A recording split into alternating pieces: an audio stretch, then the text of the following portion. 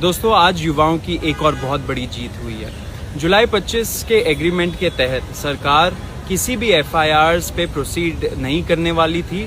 साथ साथ सारे एफआईआर्स को विड्रॉ करती है एंड एक रिटर्न गारंटी देती कि हम लोग फ्यूचर में भी किसी भी प्रदर्शनकारियों के खिलाफ, युवाओं के खिलाफ हम लोग एक्शन नहीं लेंगे। लेकिन कुछ पीआईएल्स आए सुप्रीम कोर्ट में, जिसके वजह से कुछ कंफ्यूजन हो रहा था एंड सरकार हमको बोल रही थी कि कुछ सर्कमस्टांसेस में वो एफआईआर्स पे प्रोसीड करेगी।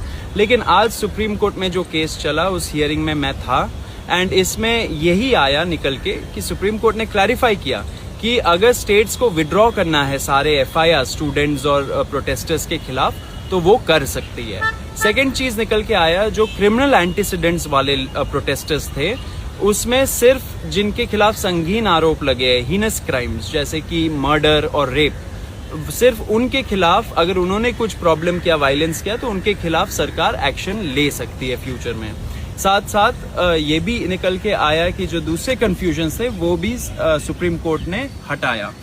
सुप्रीम कोर्ट ने ये भी इंडिकेट करा कि वो अपनी कंप्लीट जस्टिस की पावर जो उसे आर्टिकल 142 में मिलती है, वो उसको भी यूज़ करके जो सारे एफआईआर्स हैं उनको एक साथ क्वॉश कर सकती है। उन्होंने ये ऑप्शन दिया है एक। And with respect to Ruchika, जो भी सारे माइनर के केसेस चल रहे थे, हम उनकी फैमिलीज़ के साथ टच में हैं। मैंने ऑलरेडी एक वीडियो कल डाली थी जिसमें मैंने बताया था कैसे रुचिका की मम्मी को परेशान करा जा रहा था, तो वो अपना घर छोड़ के कहीं और पे रह रहे हैं। बट उनको ये अश्योरेंस भी मैंने दिलाया था कि कोई भी लीगल एक्शन नहीं लिया जाएगा। एंड साथ ही साथ बाकी जो बच्चियाँ जिनको डॉक्स करा गया, जिनके इन्फॉर्मेशन को निकाला गया, उनके अगेंस्ट भी कुछ जिन्होंने कह रहे थे कि जिन्होंने आपत्तिजनक कुछ शब्द यूज़ करे हैं, उनके अगेंस्ट एक्शन लिया जाएगा, वो सब नहीं होगा।